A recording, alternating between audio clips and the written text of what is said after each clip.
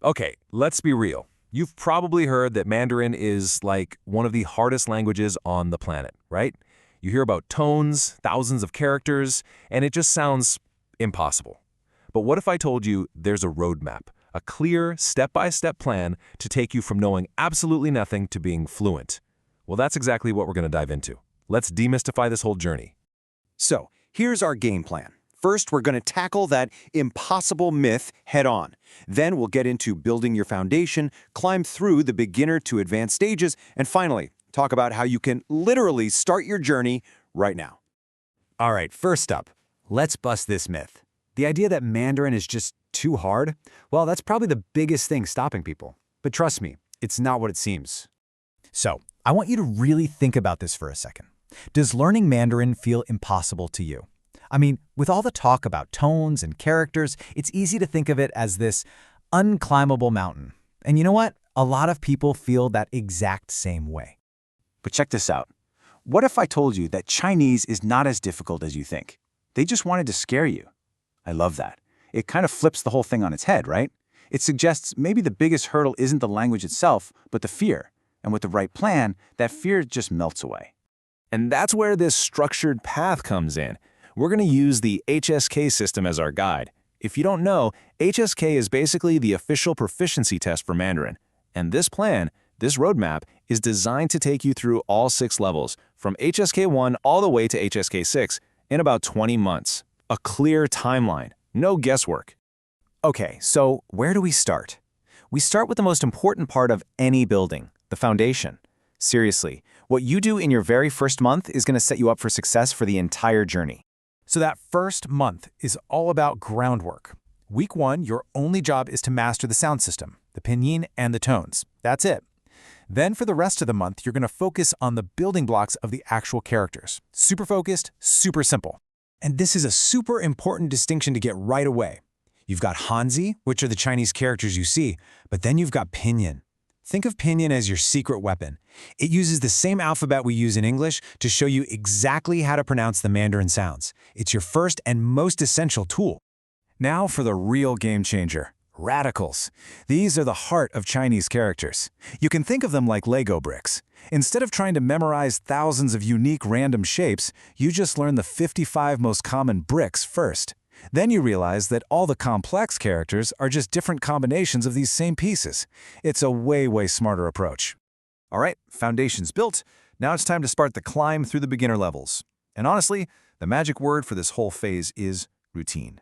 It's all about building a solid daily habit that you can stick to.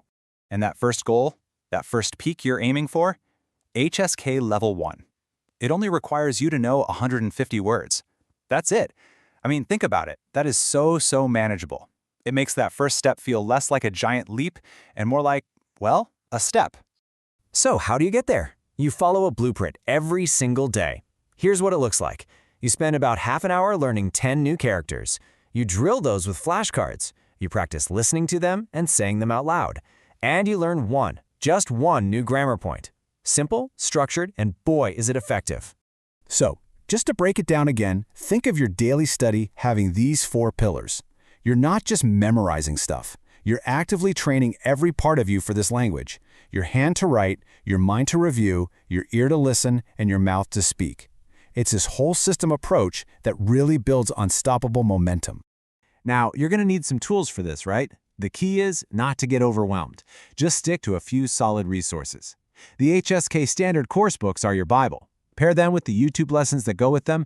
Then for extra practice, grab an app like Super Chinese, maybe a podcast like Chinese Pod, and hey, why not throw on some Chinese songs? Keep it simple.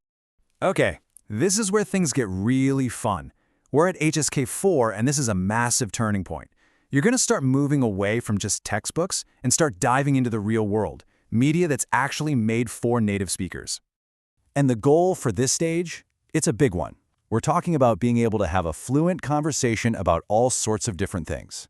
This is where all that hard work with flashcards and grammar points really starts to pay off, and you can actually talk to people. So what should you be watching or listening to?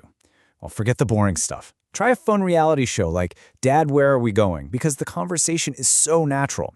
Or check out some animated folktales to soak up the culture. The trick is to find stuff you actually like. And here's the golden rule.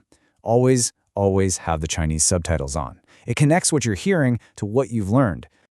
All right, we are nearing the summit now. This is the Advanced Descent, HSK Levels 5 and 6. This whole stage is about taking everything you've learned and polishing it to a super high level of fluency. And at this stage, something amazing happens. It's like you've been working on a giant puzzle, and now you have almost all the pieces. Learning new words isn't a struggle anymore because you recognize the little radical puzzle pieces inside them. Things just click. It all becomes so much clearer and easier. So now you can jump into some seriously popular TV shows. If you want something like the classic American show Growing Pains, check out Jiao Nu. Or if you're a fan of Friends, you've got to watch Ai Qing Gong Yu. These shows are perfect because they're just loaded with fast, natural, everyday conversation. And then there's HSK 6.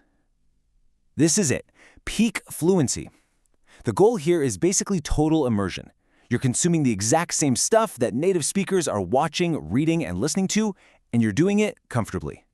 And if you really want to push yourself to the absolute limit, you've got to try some of this more complex stuff. You could watch a gorgeous documentary like A Bite of China, try to keep up with a super fast-paced debate show, or even see if you can get the jokes in a stand-up comedy special.